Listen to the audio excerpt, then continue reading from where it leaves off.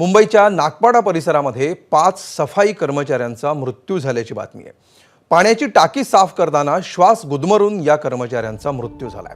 निर्माणाधीन इमारतीमध्ये पाण्याच्या टाकीत काम सुरू होतं आणि यावेळी गुदमरून 5 कामगारांचा मृत्यू झालाय।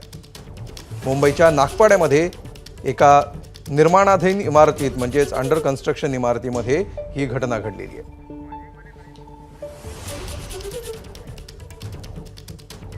आणि अधिक माहिती घेऊया, आमचे प्रतिनिधी अजय माने सध्या आपल्या सोबत आहेत। अजय, काय नेमकी माहिती मिळते या दुर्घटनेविषयी?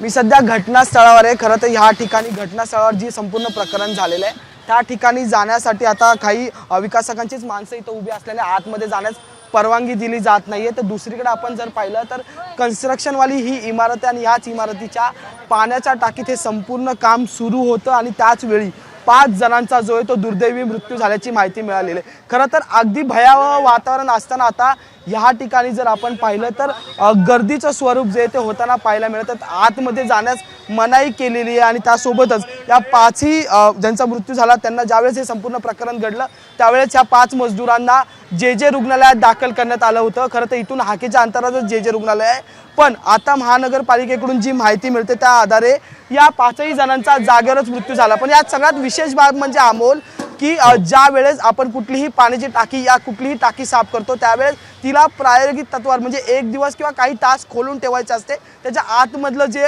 एकंदरीत गॅस असतो तो बाहेर निघायला, पण ते केलं गेलं नाही का हा प्रश्न नव्याने निर्माण झालाय। कारण की ज्या वेळेस हे मजदूर ही टाकी साफ करायला आतमध्ये उतरले असतात त्या 5ही जणांना ऑक्सिजन न मिळाल्याने त्यांचा मृत्यू झाल्याची माहिती आता रुग्णालयातून आलेली प्राथमिक माहिती रुग्णालयातून आलेली। स्थानिकांमध्ये इथे भीतीचं वातावरण आहे, कोणीच काही बोलायला तयार नाही। पण दुसरीकडे आता जिथून या इमारतीत आतमध्ये प्रवेश दिला जातो ते गेट सुद्धा बंद केलेले आहेत। विकासकांची माणसं या ठिकाणी पोहोचलेली आहेत।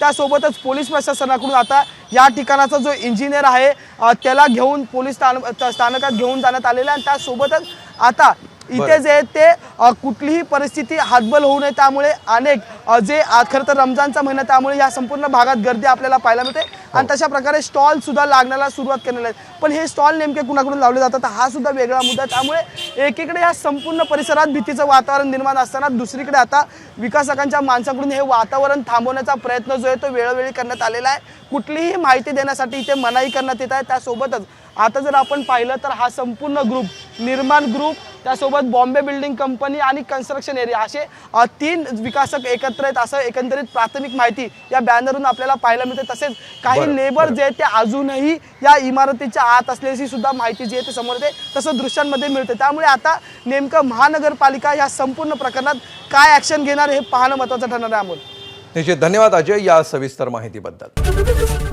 एबीपी माझा, उघडा डोळे बघा नीट।